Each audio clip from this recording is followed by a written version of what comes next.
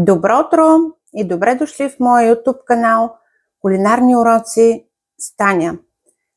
За тези, които не ме познават, аз се казвам Таня, инженер-технолог кетъринг, опит като шеф-готвач на 25 години и учител в професионална гимназия по хранене. Рано сутринта и мисля да изненадам моето семейство с една закуска от моето детство. Триеница. Какво ни е необходимо за трийницата? 300 грама брашно, което съм пресяла предварително, 2 яйца, чайна лъжичка сол, 150 грама захар, 100 грама масло и 1 литър прясно мляко. Хайде с мен да готвим. Докато правим нашата триеница, ще сложим млякото на котлона. Включвам на последна степен, при мен е 9.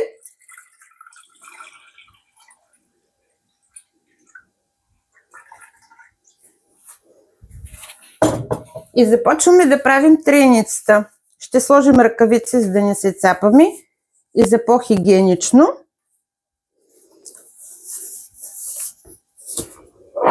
Чукаме яйцата.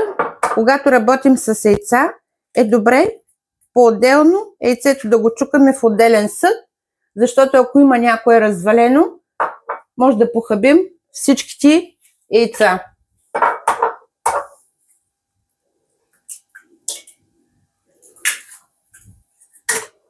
Добавяме и второто яйце и започваме да правим трийницата.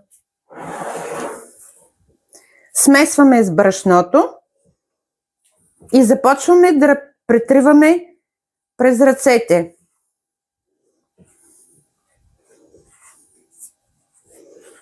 Това ястие има сантиментална стойност за мене. Когато ходех на гости на моята прабаба, тя редовно ми го приготвяше. Правим триеница с прясно мляко, но съм срещнала в различните региони на България това ястие с различно име. При нас е триеница, млечница, претрив, трахана. Ето как започнаха да се получават фитили.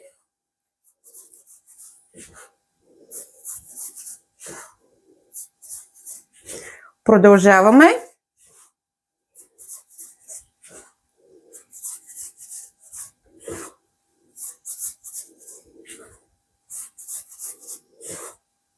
Това е лесно и бързо ястие, което приготвяме с много малко продукти. Моят вариант ще бъде сладък, но може да не добавяте захар, а в края да си добавите сирене.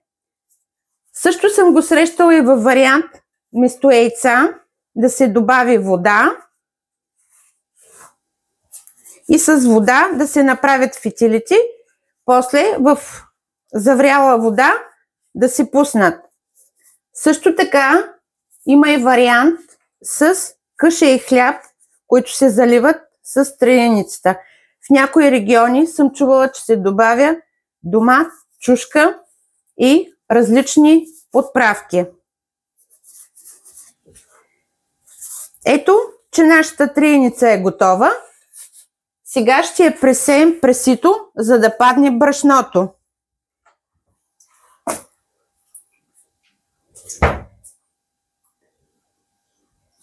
Ето, че нашата триеница е готова.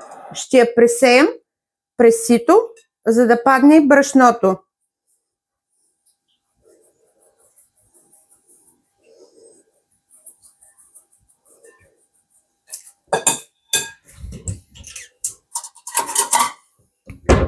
Слагаме си я в отделен съд и ще чакаме млякото да заври.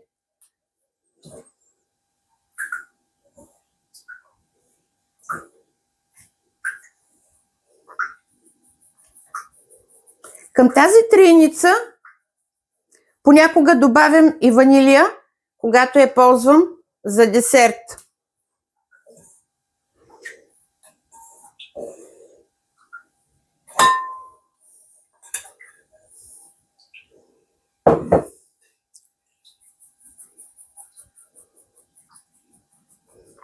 Готово.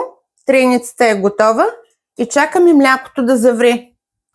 Нашето мляко започна да завира. Ще добавим една чайна лъжичка сол и маслото.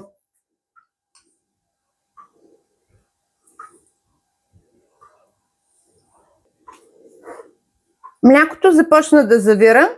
Намаляме и започваме да добавяме постепенно трейницата, за да не стане на бучки.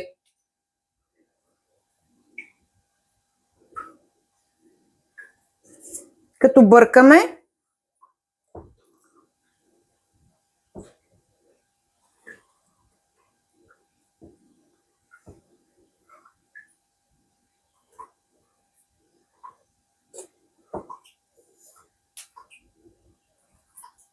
на трейницата и трябва много малко време, много бързо сгъстява.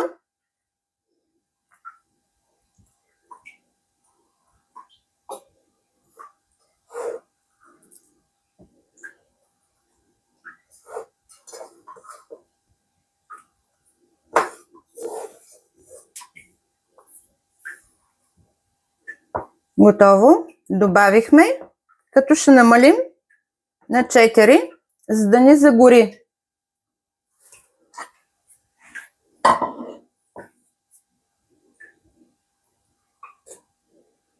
Ще се видим, когато нашата трейница е готова.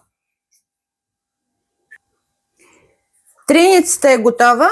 Ще добавим и захарта, за да подсладим.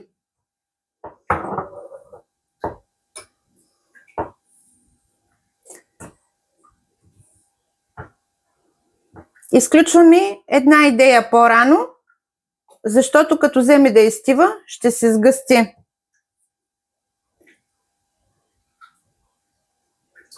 Ще се видим на презентацията. Презентирам в глинен съд нашата трейница.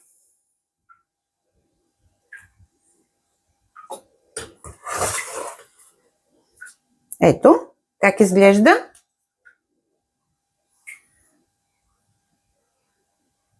А след малко ще видите една по-модерна презентация. Сега ще ви покажа и модерен начин на презентация на тази стара рецепта. Разсипах го в коктейлни чаши, ще поръса с захар и ще карамелизирам. Също като крем брюле.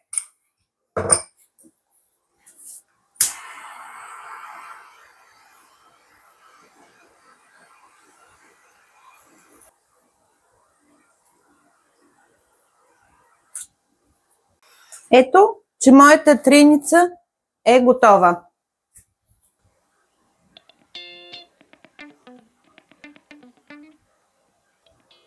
Ако ви е харесала моята рецепта, абонирайте се за моя YouTube канал, споделяйте с приятели, харесвайте, натиснете камбанката, за да получавате известия за всяко мое видео. Много интересно ще ми бъде в коментари да разбера във вашия регион или край как се приготвя това ястие. Довиждане и до нови срещи!